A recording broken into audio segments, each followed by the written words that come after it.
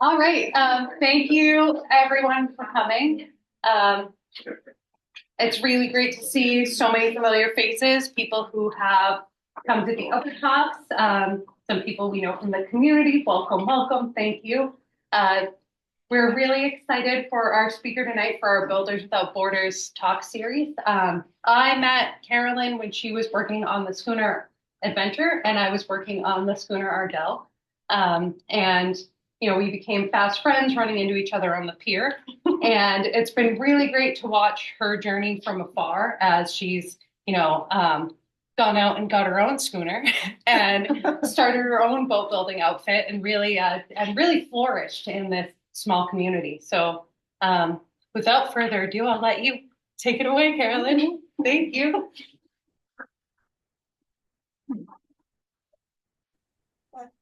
Thanks everybody for being here. Huge thanks to Katie. Likewise, it's been fun to hear about her ascension into the maritime community of Essex.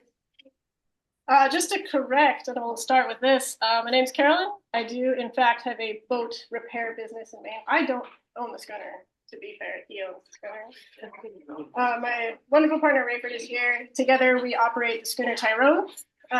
So in the summers, you'll find us sailing around the coast of Maine with up to 6 students aboard on overnight trips with sail training with both youth and adults. And in the winter, we fix boats. And that's what we're here to talk about tonight. So I am not from New England. I grew up in Pennsylvania and my family's all from Maryland. And so I had no experience on the water at all until college. And it was a wonderful agreement between my parents where I agreed to go to college and they agreed to let me go to a living history museum in the summers between college semesters and do things with old things. So I spent my summers on the old Maryland Dove, which is in the photo here, which is in St. Mary's, Maryland. So the Chesapeake Bay is the map on the right, if you're not familiar with it. On the left is the zoom in on the important state in the Chesapeake Bay. If anyone's from Virginia, I'm really sorry. So you can see that there's a green star. And so that green star is the site of St. Mary's City and historic St. Mary's City. It is the site of the original Maryland colony. So it was the 3rd colony established in the United States behind Boston and Virginia. Basically, a Catholic lord who was friends with the king at the time asked for a land charter. They started in Newfoundland, decided it was a bit cold, went south to the Chesapeake. They got a charter from the king that said everything north of Virginia is Maryland up until a certain point, which means that even today, Maryland owns the entire Potomac River up to the high tide line. And again, Virginia's not happy. But St. Mary's is a wonderful place. It's a very deep harbor. It's a big open natural harbor, not quite as big as Gloucester, but very similar in size. However, the river continues to go, so you can go quite far ways up. There was somewhat friendly native relations. They ended up buying the plot of land instead of stealing it, so they say. But St. Mary's was on its way to be one of the most tradable ports in the country because it was so close to the opening of the Chesapeake Bay. And it was internal politics that then later moved the capital of Maryland up to Annapolis. So I worked on the old Maryland Dove, pictured here. It was built in 1978. At the time, it was designed by William Baker. If anybody's seen the new Dove out of St. Michael's Museum, collaboration between St. Michael's and historic St. Mary's City, it looks very different than this boat. It's arguably more accurate, but the vessel you see here was designed by William Baker, who is the same gentleman who designed the Mayflower too. At the time that he built the Dove, and he designed the Dove, the research, that is the best that we could come up with for a coastal trading ship that would have been bought in England and brought over with the colony to serve their needs. So she's a ship rig, which is adorable because she's 57 feet, full ship rig. There's no good photo of a person on that, but it's adorably tiny to sail. She was built by Jim Richardson, who was a famous Chesapeake Bay boat builder. He was famous for building a lot of crabbing boats and other boats in that area, and it was built at his yard on the Choptank River, which is now a museum, lovely little museum. And when I was there, I was working with Captain Will Gates and the shipwright Andy Shaw. I specifically went to learn how to fix boats, but the museum is very small, so me as the summer docent meant that I was also doing education. So I did some work with Andy doing repair work, and then a lot of work teaching the 4th grade classroom of the state of Maryland. So you have the picture of the dove. You can see how adorably tiny she is by the people sitting on the rail there. That's at St. Clement's Island. Every year she used to go for a blessing of the fleet.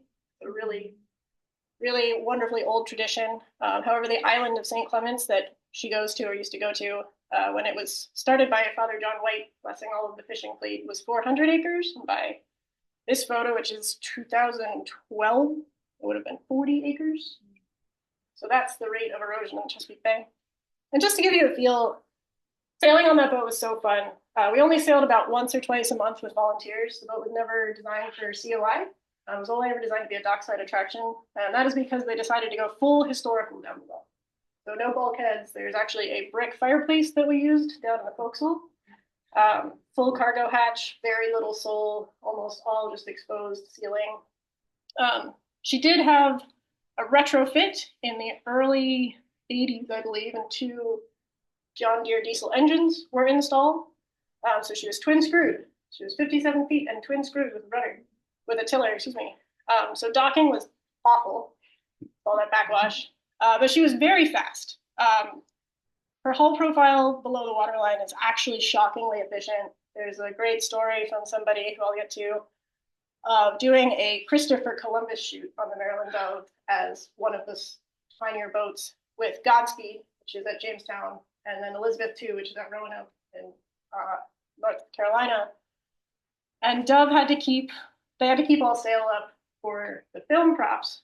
So Dove had to keep both engines on and in full reverse to stay in the frame with Elizabeth II.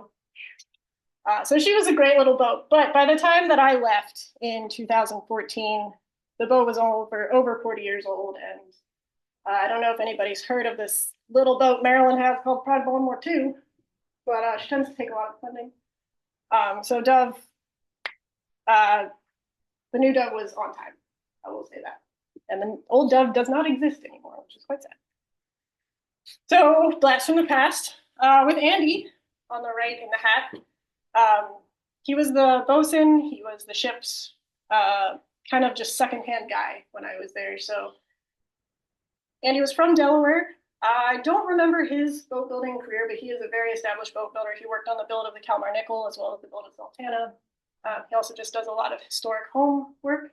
He's still based in Delaware, but he would do all of the things that Will, the gentleman on your right, my left, needed. And so the two of them were the team that I worked with for 3 summers and a few winters whenever I could get out of college for breaks. I would go down. So on the photo in the sunshine, we're preparing for one of our overnight volunteer voyages. I think if anybody's familiar with the Governor's Cup race in Maryland, it goes from Annapolis to St. Mary's. We were the finish line. So we'd go up for a little sail, and then we'd anchor out, and we'd wait all night for the first boats to cross, which was funny because the Navy was always second in their class, and they were really upset about it. But it was great. That's us doing a provisioning list. And I think that gives you a really good scale for how tiny the boat is. Really wonderful. And on the other picture, you can see me and Will. Will is teaching me to do some service in that photo. I think he had just taught me how to do a wire seizing, which was really fun. But Will's a wonderful man. He just retired, the new captain of the new Dove, Angela Wilt, is an amazing sailor. She's a wonderful human being. And we actually started together. We're the same age, and we both did boat stuff at the same time. And I just was always way more interested in fixing them. And she was always way more interested in sailing them. So it worked out great. But Will was an amazing teacher. Both Will and Andy were just incredibly calm human beings. There was no rush. They were there to do what they needed to do, and what they needed to do was pass knowledge on. Will has got an extensive sailing history, sailing for the Old Ocean Classroom Foundation. He's got some fun stories of being the captain of Harvey Gamage when she was up on the yard at not Gloucester Marine Railways, at the Maritime Museum down in Harbor Loop in the 80s, early 80s. The first cement removal, I think, for the Harvey damage. But Will's just a wonderful person to work with, very calm, very steady, only raises his voice to get above the noise of the engine. And just a wonderful pair of people to work with. Just felt incredibly supported, incredibly safe to ask questions. And he was a great person to learn woodworking from because he was able to instill the right amount of fear without table saw. So we got to do fun things like going up a loft and furling sails. That belt harness isn't actually attached to anything. You just have to have it on. Again, I think that's from 2011. And then I got to replace a whale plank on the Dove. So the Dove has some really old designs. Those thicker planks, you can see black ones on the top and bottom, are what we would call now a longitudinal to add strength and stiffness to the boat along the fore and aft direction. Now it's accomplished with bilge stringers and in the fishing schooners, the interior sealing. But on older designs like the Kalmar Nickel or the Dove, you have just thicker planks. We kind of got rid of it because bending thicker planks is really hard, and our boats have we have a lot more shear now. But that was a really fun thing to do, was doing a lot of carpentry from a raft, and Andy taking a photo at just the right time to get the hammer in the bending position. But apparently it's genetic, because when I told my parents I was going to go do this, my dad, who's right there, decided to tell me then that that was his job in college. He attended St. Mary's College, but my parents didn't knew that part. What I didn't know is that my dad was chief mate of the Dove, student chief mate of the Dove for 3 years. And my mom was a champion dinghy racer at the college. So they decided to hold all that information until I started sailing. So that's a photo of my dad and me, God, 30 years apart, doing the same silly thing in the same thing. So after 3 years, Will, being the mentor that he is, kicked me out. He was like, you can't be here anymore, which was uncomfortable because change is hard. And the Dove is a great place. St. Mary's is a beautiful place. So he sent me sailing, and we got to do some really cool stuff. So I started off as a student aboard a summer SEA trip. SEA is an education program out of Woods Hole, Massachusetts, that takes students. They have 2 vessels. One's the Corwith Kramer, she operates in the Atlantic, and one is the Robert C. Seaman, she operates in the Pacific. So I took the Corwith Kramer across the Atlantic from Woods Hole to Cork, Ireland. That's a photo of me in the foul weather gear. Right before our storm hit, we were able to get, whether for the better or worse, the tail end of a gale with 35-foot waves and 70-knot gusts, which was a lot. It was a lot. Still is a lot. Then I ended up doing some stuff with that other Maryland boat, the Pride of Baltimore 2. So that's me steering. I look upset because I'm freezing. That's Schooner Lynx in the background. We were doing a joint training exercise with the United States Navy cadets out of the Annapolis Naval Academy. Furling sails aloft on Pride 2 when I was tiny and strong. And then I eventually made my way to the schooner Bowdoin up in Maine Maritime Academy. And Bowdoin operates in the cold, so I was wearing a lot of hats. That photo is taken in Penobscot Bay in Maine. We ended up doing the Canadian Maritime Festival when I was there, so I got the opportunity to take Bowdoin from Castine, Maine, up to Nova Scotia, up through the Canso Straits, up to Quebec City, and then all the way out to Newfoundland, excuse me. So that's Bowdoin in Western Newfoundland. We had a beautiful anchorage, lovely, lovely little spot, and just an incredible experience to take the Arctic schooner up to almost the Arctic, not quite. They have since gone back, which is really exciting. And then I came to Gloucester. I was aboard the Schooner Adventure in 2018. We did some fun things. We put a dory on board Adventure for the first time in a long time. So I believe that's the dory built by Lowell's Boat Shop with Grant McKay. And we brought it alongside. We put the dory falls on it, and we weren't sure it was going to fit. And it turns out, you guys all know this now, you've been aboard, it's fun. But like for us, it was really exciting because we hauled it up and it swings just inside those shrouds, and it was a pretty cool moment. And we also went into Boston. We got to see the US Constitution, turn around and fire some guns. That's cool. You can see the tugboat just behind. And I don't know if it's easy to see, but in the photo of the dory, there's a guy in a red plaid shirt looking very goofy. That's our friend David. David is now the chief mate of the Arctic schooner Boating, and he just got back from taking boating to Greenland. So the venture has a great training tradition. Sailing is great. I got to do some wonderful things, but I've always been more interested in the maintenance. I would volunteer to do silly things like hang off the end of a boat and scrape paint, which now I would not volunteer to do. Scraping paint is terrible. But if you get a young person who doesn't know any better, it's just the coolest thing. So I did that. It was great. You didn't have to work with shoes. And I ended up doing a lot of caulking. Every boat that I worked on had a plank or two to get replaced, or just a deck leak, shocking, on a wooden boat. So starting in 2011, that caulking photo is from 2016, which I think my loops look really good for only having done it for 3 years at that point. But I decided that I really, really wanted to focus more on repairing boats. I liked sailing, but it wasn't my thing. So when I was working on Pride 2, we hauled out at a shipyard, and the shipyard team, or the shipwright team that came down to work for us, was led by a character of a man from Booth Bay Harbor named Tony Finicaro. And I asked if he could employ me as an apprentice, and he said yes. So in 2017, I came to Gloucester, had no idea what I was getting into, showed up to the shipyard at Gloucester Marine Railways to do repair on the Roseway. So in 2017, Roseway hauled out, and we did a lot to her. This is the man, the myth, the legend, Tony Finicaro. Like a lot of boat builders, the first thing you note about Tony is he has giant hands, like large hands, and he's a very Italian North Boston man. He deserves all of the credit that he gets in both ways. He's a wonderful person, and we got to do a really cool thing where we ripped the aft cabin off of Roseway. So that was half of our deconstruction. We ended up taking everything down to the deck level and replacing it.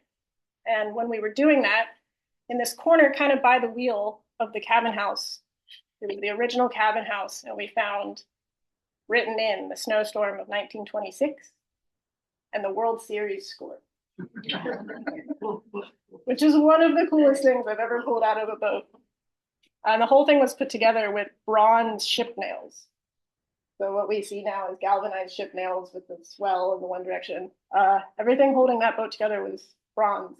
So there was no price skimped in the original Roseway construction. I believe World Ocean School, the former current owner of the boat, still has that piece of wood. That did not go away. And whatever wonderful things else they have. There's also just wonderful moments when you're building boats where things finally fit and you yell at your friends. There's a lot of yelling involved in boat building with your friends. The guy yelling, Ryan, is another Italian. I'm also Italian, so the three of us got along swimmingly. We are still all friends, and we still all yell at each other. Nick is also still a good friend. So right there, they're putting in new deck beams for that after house, and yeah, it was a fun fit. On my own, after working for Tony for off and on for 2 years between sailing contracts, I did some carpentry on my own. And again, I really hadn't done much growing up. Working with Andy was the first time I really touched any tools. I was an academic child, was told to be an academic child, so I learned how to change my own oil in my car, and it was fascinating to people. So I didn't know what I was doing, which meant I felt like I could do anything. When people are new at things, I find that they actually tend to go at things with much more gusto. That bell curve of overconfidence meets experience, and then you start to have this plateau of like, I don't know, and then you start to work with experience, which looks like confidence, but it's not actually the same thing. It is, but it's an influenced confidence. So this is before I hit that apex of the bell curve. I was like, yeah, I can make a bowsprit for your schooner. So Maine Maritime also has a small schooner named Puritan, and several parts of it were rotten, but the bowsprit was exceptionally rotten. So I made a new one. I was like, I can do this. I did. It was great, actually. Had a great time. Learned a lot. And didn't think it was any good. There's Tony again. We replaced the deck on the Timberwind, did some projects there. And then on my own, I ended up refinishing a dory for a friend of mine. He drove himself up to Nova Scotia to buy that dory, sat in his barn, as is the tradition, for about 20 years. And then I refinished it for him over the course of 2 years with the traditional colors, what he wanted. And that's old traditional paint that he bought in Nova Scotia. So I really should have been wearing a filter because that stuff is not up to code anymore. And then in 2019, we launched it and we went for a wonderful little row, which is, it's a big dory. So I really enjoyed that. I had a really, really great time fixing boats. Sailing was good. I was getting a little burnt out. Anybody who's sailed tall ships knows that the price tag is hard to afford year in and year out. And I think apprenticeship is a really great way to learn any trade. But the unfortunate thing about wooden boat building is that few projects are big enough to employ an apprentice fairly, because no one should work for free, ever. As well as you're just not going to get the experience as you would have so many years ago. Boats aren't being built at the same rate. There's a few like individual projects. Right now, there's a few boats being rebuilt, which are really cool. The Hindu just got a rebuild.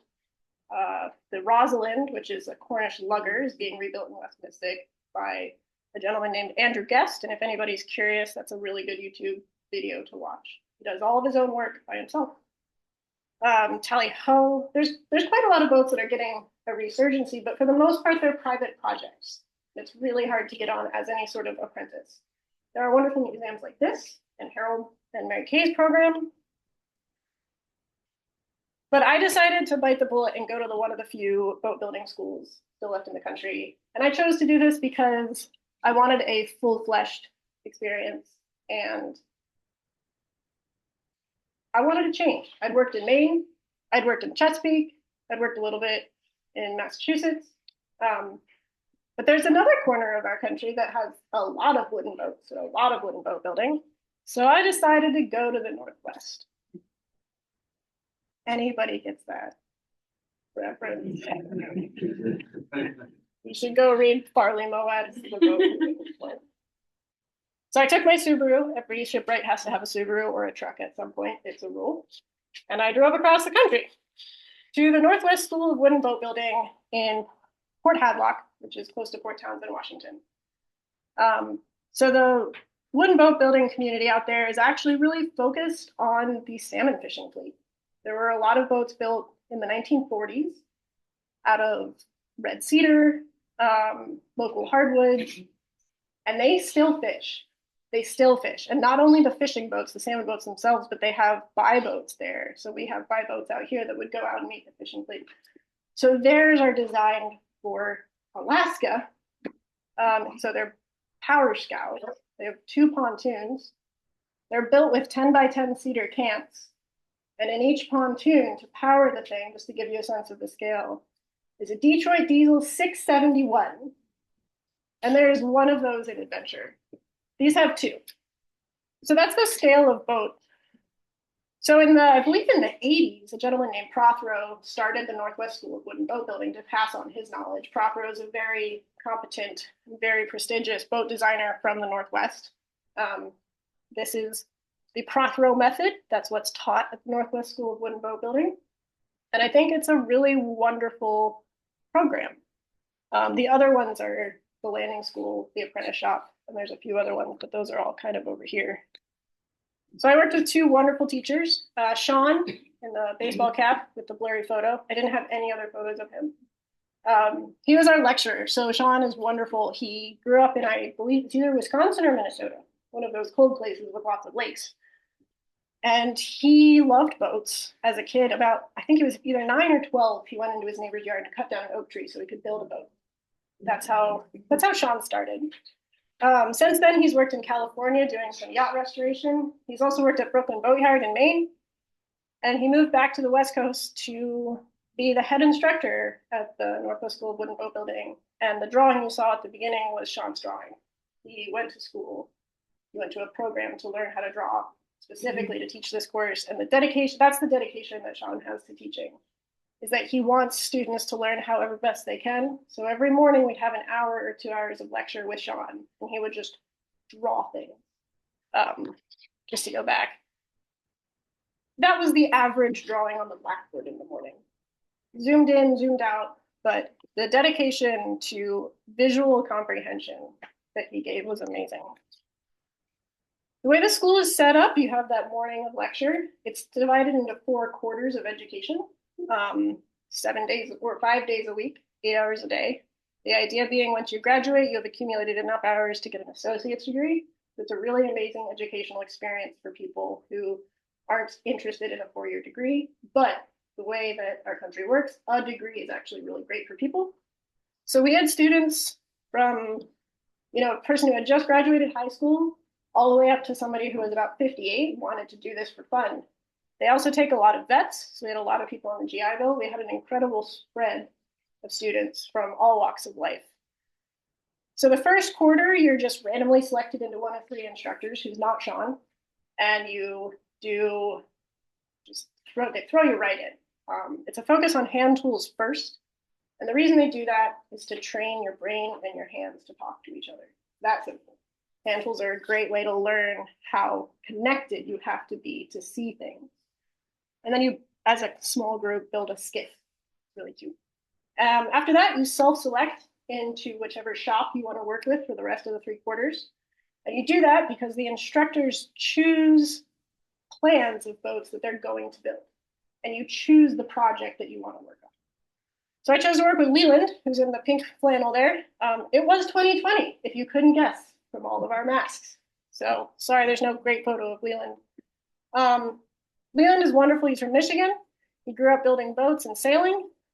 He went to the Pacific Northwest School of Wood and Boat Building in 2006. Graduated, went to work at the yard in Port Townsend for about 10 years, and then came back to teach, actually. So Leland was an incredibly patient teacher, but he was the flavor of teacher that has been working in shipyards for 10 years. So not Italian, but we did yell at each other a lot, which means we're great friends. You can see him here with one of the other boats we were building in the shop. I was building different boat, which we'll get to with him. So again, we started with some lectures. Every morning we'd come in and do some lectures. And if you're interested, after the talk, I brought my notebooks from school here. These are just some of the photos that we would do with Sean. The school was designed that you had never had to even seen the water before. So everything from this is a boat to this is the specific timber to use for this specific application. And we even built our own tools. We built some really fun little tools that I still use today. We did our classic half model, as you do. Still have mine. Oh. So then we got into the projects. I signed in to build the Abaco dinghy. If anybody's heard of Abaco dinghies, they're an incredible boat. They come from Abaco Key in the Bahamas. And they're traditionally a fishing boat. But they are definitely, they have their pedigree stemming back from European ship's gates, for sure. There are 2 classes. There's a 12 and a 15. They're still raced in Abaco today. And the fleet survives because every time a hurricane comes through, they just sink them. You tie them to a mooring and you sink them. And they're not going to go anywhere. They have no motor. They have nothing. They're just a sail-powered fishing boat with a sculling oar. There's no actual oar locks. We put oar locks on ours. But it was a really cool project. So this was the first boat I ever built. St. Mary's has a bunch of bamboo, and I was like, I'm gonna paddle to work today. It's sick. It was great. Turns out you have to dry bamboo before it's actually really usable. You're not supposed to just duct tape it together as soon as you cut it down. So I decided that, maybe the next one I built should be a little better. So it was like 115% improvement, I think, from the first to the last. So this is the Abaco as we left it in 2020. And we got there through a really fun process.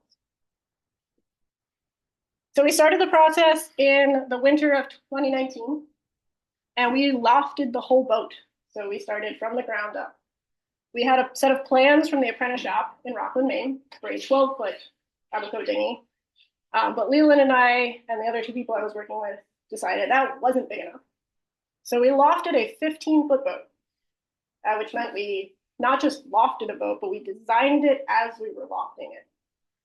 And it's a really fun process. If I got anything that was worth my money from going to this school, it was being able to loft and design a boat on the lofting floor. It is incredibly infuriating. There's a lot of days where you want to throw sticks at friends. But it's very cool. And there's just so much information contained. If you guys ever get to see Harold's lofting floor, there's so many different lines and colors. It's a wonderful practice. For those that aren't as familiar with it, lofting is a full-scale drawing of the entire boat. So if your boat is 15 feet long, your drawing is 15 feet long. If your boat is 60 feet long, your drawing is 60 feet long. A scale model of that is called a drafting, so you often get that in photographs. So these frames were real size. We were able to develop half of the frames, so we developed everything that we needed to build the boat. Okay. So we went from our lofting to using that pattern to actually start designing the backbone. So there you have the keel made of Purple Heart, the stem and the stern assemblies made of oak, and then you have a shear batten to show the shear line.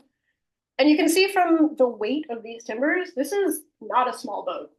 It's a 15-foot ship, a very heavy boat.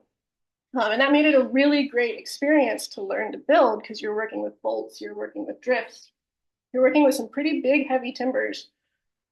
And we were doing the majority of it with hand tools, which I appreciate now, having done that. At the time, I really wanted a grinder. I really, really, really wanted a grinder. But the joinery was all done by hand. We're talking like really old school. It was really a good experience. So then we got the backbone assembled. We put every other frame in. Those frames are independent of each other with a floor connecting them. We built the transom. We built, I think that was it, the stern post, the transom, the frames, the keel assembly. And then what we've done here is locked the boat in. It's screwed down to the floor and it's screwed up to the ceiling. Because at this point, what can happen is the boat can start to rack, just the weight of the timbers. So each frame is locked in athwartships, so it can't rack back and forth. And then each of those cross beams is locked into the ceiling. The boat's not going to move, which is great. And she was going to stay that locked in until we had her fully planked up. What you see there is we've got line off battens, so lining off to tell us roughly where our lines for planks were going to be.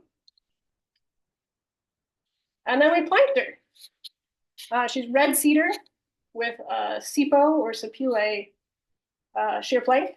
And that's almost the whiskey plank, and I was able to get a really cool photo inside the boat. So that's the work that we put in all by hand. We were able to mill the timber with, like an industrial planer, but their ship saw wasn't working, so we did everything on small bandsaws. We rolled bevels on the planks with a friend, so somebody was driving the bevel, the plate on the table on the bandsaw. Somebody else was feeding it in, somebody else was holding it because the planks are 20 feet long when we're cutting them.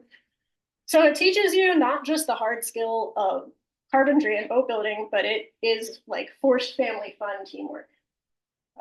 And all of this was happening between 2019 and 2020. So we actually had to take a hiatus in March while the world shut down and figured out what it was doing.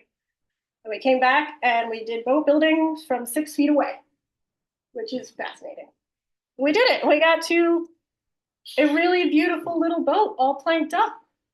And I've never wanted to varnish a hull because I've done varnish, but it was really pretty. And I'm like, that would be cool. And some people at the school were like, man, we should varnish it. And I was like, no, we shouldn't. We just should not do that. So did you put up every other frame? Did you then pick up the frames from the loft and put the middle ones in, or did you pick them up from the? The first half were picked up from the lofting. And then once the planks went on, we patterned. Oh, okay. And Leland did that partially because there was no room to loft every frame. And also the boat changed a little bit of shape as it goes. But we also needed the experience. He's like, you're going to need the loft, but you're also going to need to know how to pattern. So for everybody, as the boat moves, your frames aren't rectangular, they're canted because the boat's always changing shape. So to pattern, you have to remember whether you're taking a pattern in front or behind, because that makes it a standing bevel or a closed bevel. And if that's confusing, we can go over it later. So overall, we did everything. We did like every process, every different way. We had to re-flatten the transom because over those 4 months that we were gone, it turned into a Pringle because it was locust, because it was like Pringles. So really, we got the whole kit and caboodle, and we got to caulk it, and we got to fair it with torture boards. The other cool thing in that photo, you can see along the bottom, along the bench, I'm building the mast. So we took some Sitka spruce, split it on a table saw, flipped it, glued it up, and did a full 4 sides, 8 sides, 16 sides round. It was so small, we really didn't have to do 32. And then on the back side, you can see our caulking board. The West Coast says corking. If anybody's confused, I am too. They're wrong, clearly. But, and then we put some stuff inside of her so she wouldn't twist so much. We were able to take all that support down. And I went into the paint cabinet, I raided the paint cabinet, and I mixed up this lovely, it's blue in this coloring, but it's more of like a teal. And before Leland came in one day, I painted the inside. I started to. I just had to start. Because once you started, you had to finish. And then he came around to the idea. He's like, okay, we'll just oil the frames. And I was like, that's a smart move. Anybody who's ever had to scrape and repaint the inside of a small boat, oiled frames are great. So we agreed on that. We put things in. And then right before we left, came in from lunch early one day, and I taped off underneath the shear. And I put on that blue little stripe under the shear. He's like, comes back. He's like, all right, you're done. No more paint. And unfortunately, that's where we had to leave it. We graduated the next year, did finish her, build the sail, take her sailing. Apparently she sails like a dream. But the other cool thing about this project was we weren't just doing the boat building. Me and one other student who were interested, we were running it like a job. We were tabulating every screw that went in. We were looking at the cost of everything. We had to run receipts. We just didn't charge labor hours because we were paying the school. But the boats that the school produces sell for their material costs. Anybody want to guess what that boat is? 15 feet long. Got bronze screws. White oak. Locust and sapele. Yeah, locust and sapele together. There's no mahogany, but there is sapele. It's a $10,000 material cost boat. We didn't add labor.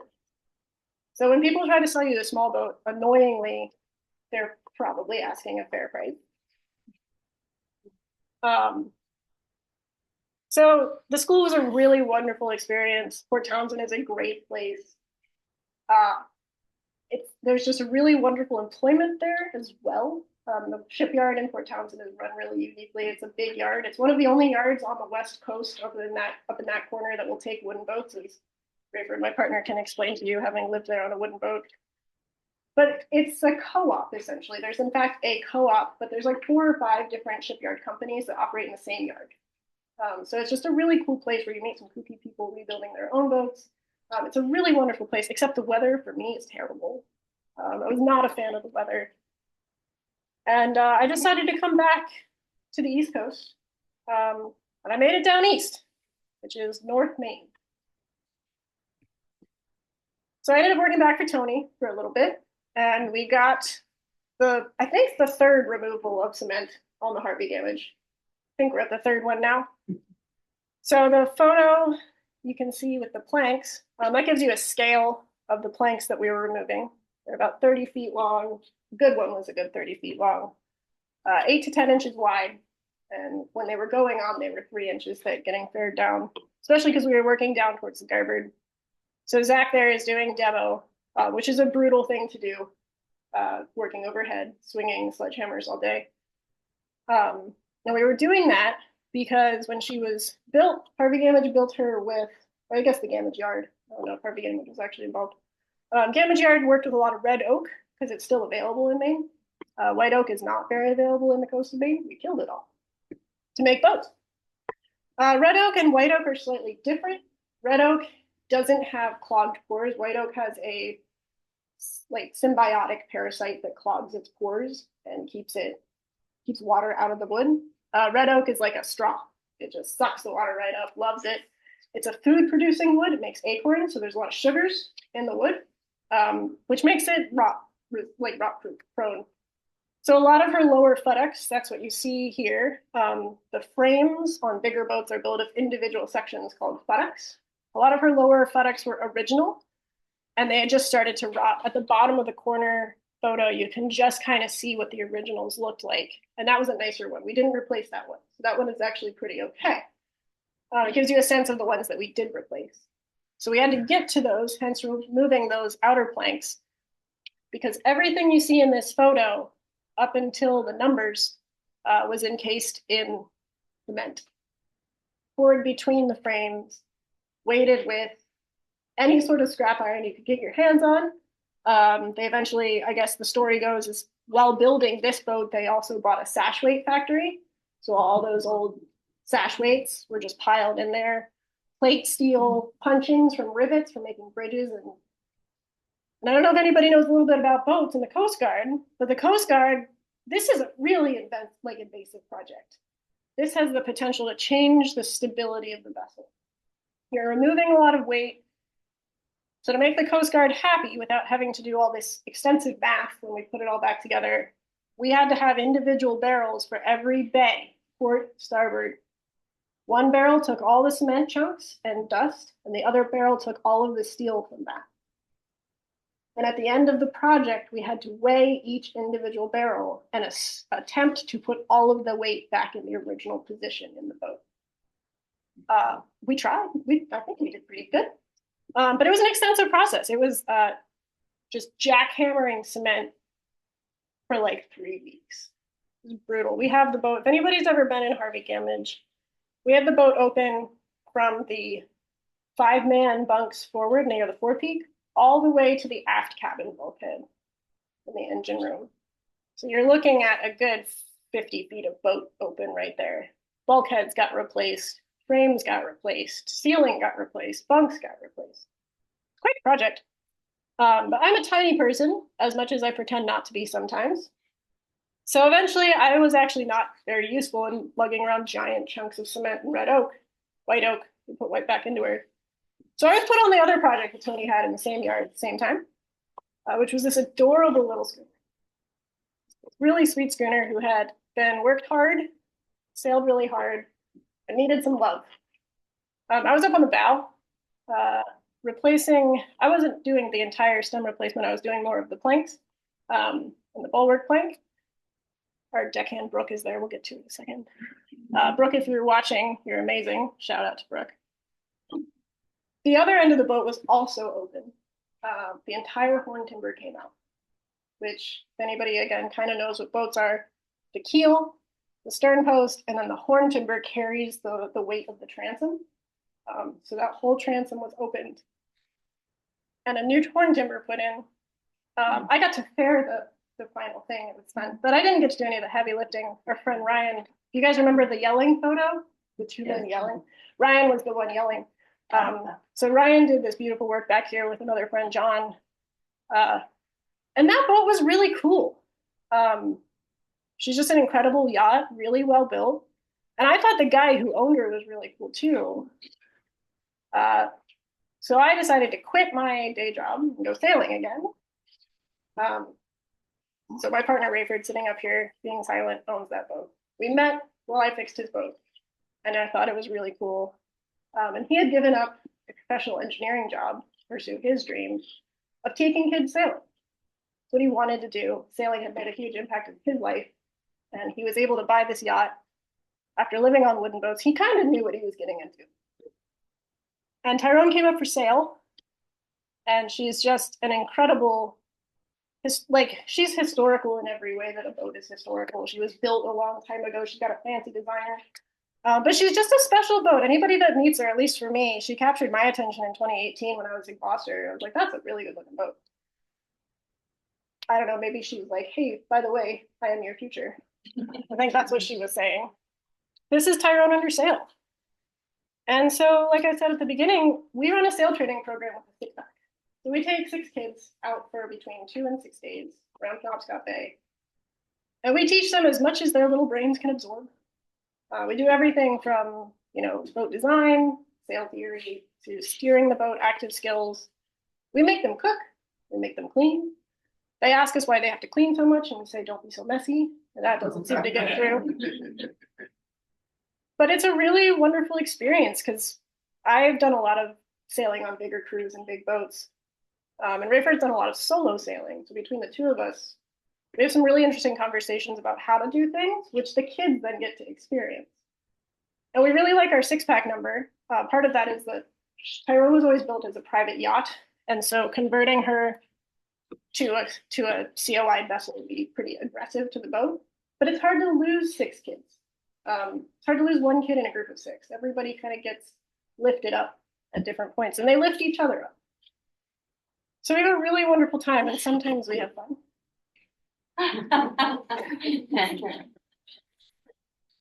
Don't even know. But of course, we also fixed the boat because she's old. So one of the projects we did was completely rebuild the cockpit seating, which was really, really fun. We've done some reblocking down below in really cornered spaces. That space is about 3 feet tall at the height. And this year we replaced the Samson posts up at the forward end with some beautiful pieces of greenheart. And greenheart's one of those woods that the sawdust sinks.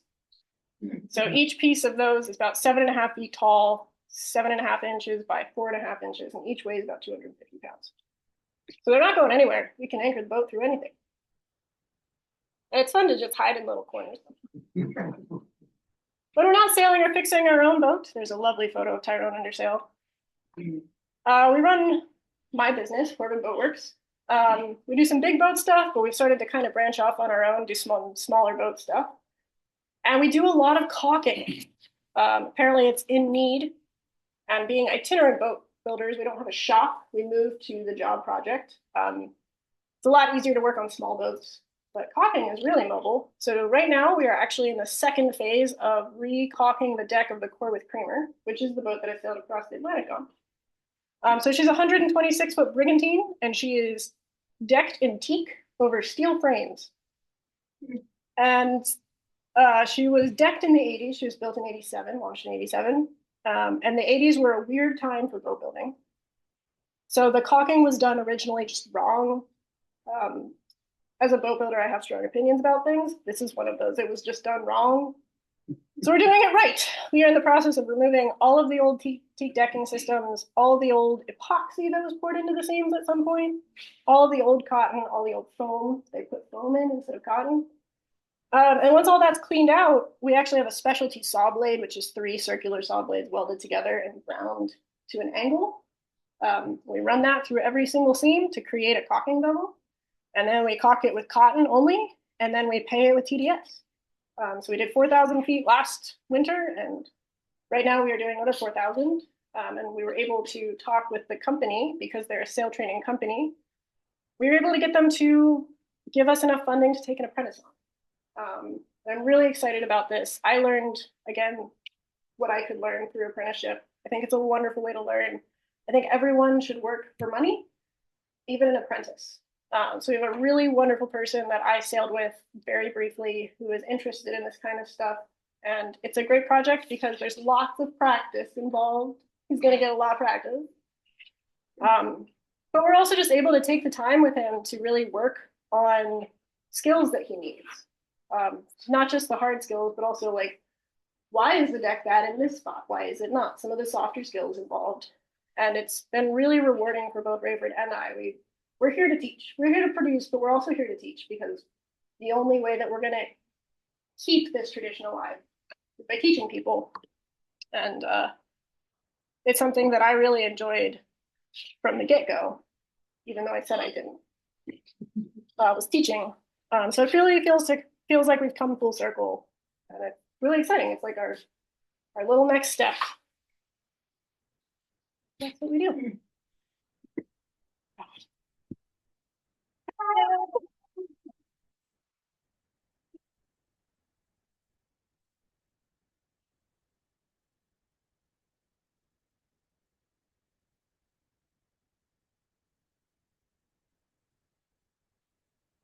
Hi. Hi. What did you say you paid the deck on crane? So she's a teak deck. The boat is a steel, and she has steel deck beams. But they decided to lay a traditional deck over that because she's based on the Westward, which is a Dutch yacht that was converted to sail trading, who also has a teak deck. The deck planks are about 2 inches by 2 inches. They're very thick. They're laid over the steel and they're fastened from the underneath. Part of the issue is that they were never bedded in anything. So any water that gets through them sits between steel and teak. Teak is a hard wood. It's full of silica. It's also full of oil. And so through some experimenting and doing another teak deck, teak decking systems, which is the proprietary goo that TDS is, it's really the best thing for teak. It's truly formulated for teak oil, designed to stick to 2 surfaces, which is why if you're not doing cotton underneath, you have to put that little tiny tape underneath. If anybody's worked with it, it's asinine and awful. But it's only designed to stick to 2 surfaces, and boats move, so it can accordion back and forth, but if it sticks to one side and the bottom, it's going to pull away from the other side, let water pass. I've also worked with Sikaflex in teak seams, but Sika is actually more of a bedding compound, so over time it degrades faster. The TDS is UV resistant. It's designed to last between 10 and 30 years, depending on your deck, and it has got some grip. And it's held up for us. We enjoy it. We used it on Tyrone. So it's one of those things we're having tried a few different things, read some of the material science on it. I do think a teak deck should have TDS.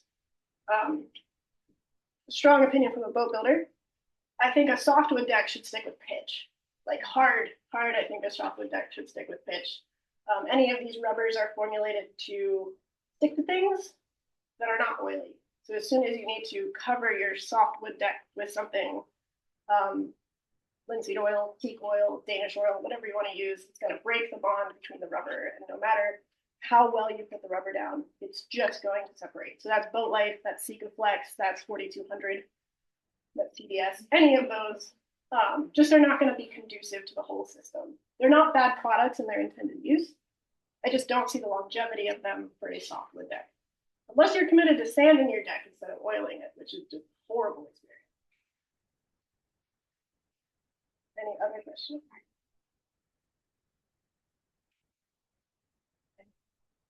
Any Zoom questions? Crushing it. Let's call it crushing it. You answered every question. He's a plant. My voice is up. Yeah, please. What's the, if briefly as you feel like, what's Tyrone's history? She's a fascinating boat. Yeah, so she's a Sam Crocker design, and she was built in Dorchester, Massachusetts in 1939. She was built for a judge who was from Philadelphia, but summered in Booth Bay and retired to Booth Bay Harbor, Maine. And she was built, actually, she's the second boat that he wanted. First, he went to Alden and got a really beautiful boat. It still exists, called Voyager. But he decided she wasn't big enough or hardy enough, so he got Tyrone. And Tyrone she is a large, small schooner. There's a good 7 feet of headroom down below. She draws 9.5 feet. She's what, 15-foot beam? 60 on deck, 15-foot beam. She's beefy. She's got a 20,000 pound external lead keel. So the judge had her for about 30 years, just under 30 years. And he didn't do much with her. He named her Tyrone for County Tyrone in Ireland. She was going to go back at some point. So Crocker designed him an ocean-capable schooner yacht. But he never really did that. So in 1967, I believe he sold her to Carl and Susan Chase. If anybody knows those names, they're pretty prolific in the early sail trading world. They sailed Tyrone around the Atlantic Basin. They went to Europe, they went up to the Balkans or the Baltic, down the Azores, across to South America, back up. It took about 2 years to do it. They took their 10-year-old brother, Andy Chase, on board, who is now a retired professor at Maine Maritime. And then they sold it to Biden and Nathaniel Bowditch, which is now back to Ladona. And it's cool because the two of us dock side by side now. It's really special. So they sold her to a British family who took her to Cape Cod, back and forth to England. She was sold in England. At some point, she made it through the Panama Canal, made it up to Alaska, out to Hawaii, got a new engine in Hawaii, so now we have a Cummins diesel. Made it to San Francisco, did some racy stuff there. And whoever did that, Rayford's much nicer than I am, but I'm going to smack that person. Because they took off all the bronze Like they stripped the boat to make her racy. So the beautiful matched bronze davits and the bronze, we're gonna smack some people. But then she made her way back to the East Coast. She was in Harwichport, Witchmere Harbor. Yeah. Witchmere Harbor on the Cape for 10 years before Raper bought her. Doing some day sails and that kind of stuff. But again, she's always just kind of been a private yacht. And now she's up in Maine. We actually had her in Booth Bay Harbor for the first year, and it was fun because we had some older people come up to us and be like, I remember that boat when I was about this big. Kind of cool. How many people does it take to sail? Rayford and I sail her by ourselves. It's not fun, but it's fun. We did the transit to Gloucester by ourselves both years, it's a great experience if the weather's right. But we do it with 6 kids during the summer, and they have a blast. She's the perfect size for them to do everything. And I just stand back and I tell them it's voice activated. They get it by like day 2. They're like, it's not funny.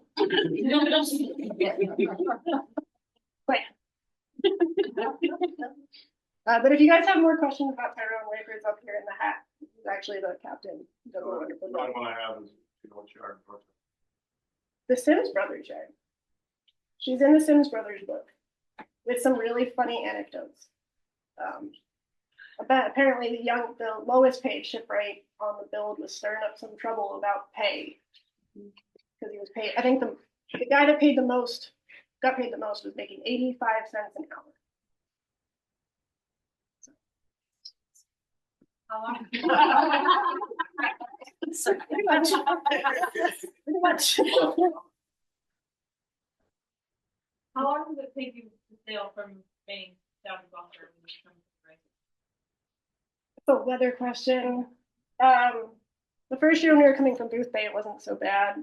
This year, we had a great transit in a lot of ways, but if we're going straight, it's a good, 13 hours? We did it in 16 hours? The wind died on us like halfway and we had to motor and it was garbage. But usually we break it up into 2 legs, so 2 days, 2 full days. How long will it take you this year? I'm getting a commitment. Are you in contact with the weather? Yeah, any other questions? I guess I just want to end by pointing out some of the people in this room that are still teaching, because I think it's a really important thing to recognize that all of this happens because people are committed to teaching. So obviously Katie is part of this whole thing. We're gonna point out some really shy people. Harold Burnham and Mary Kay Taylor.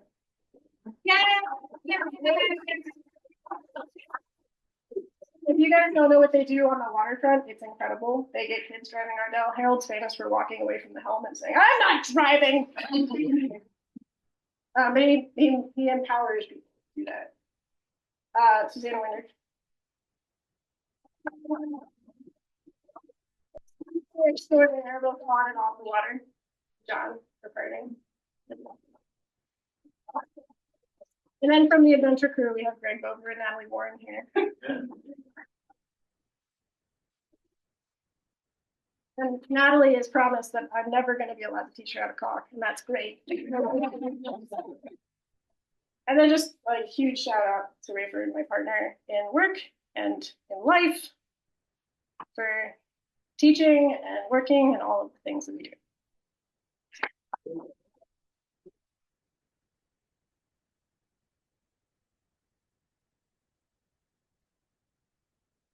Thank you. All right. Okay. Thank you, everybody. Andy raised his hand on his, Oh, Andy Chase, are you here? or Andy somebody. Oh, Andy, somebody raised his hand. Hold on, Okay. we can look. okay. I can probably find this. Uh-oh. No, I don't see anybody. There. Oh, wait, here, what if I stop sharing? That's fine. You can do Then we can look at the people. They just say thank you. I don't see an Andy. Hold on. I see an Andy, but I don't see Yeah. Andy. Can we take more questions? Has to unmute. I'm trying to put you on the spot, Andy, whoever you are.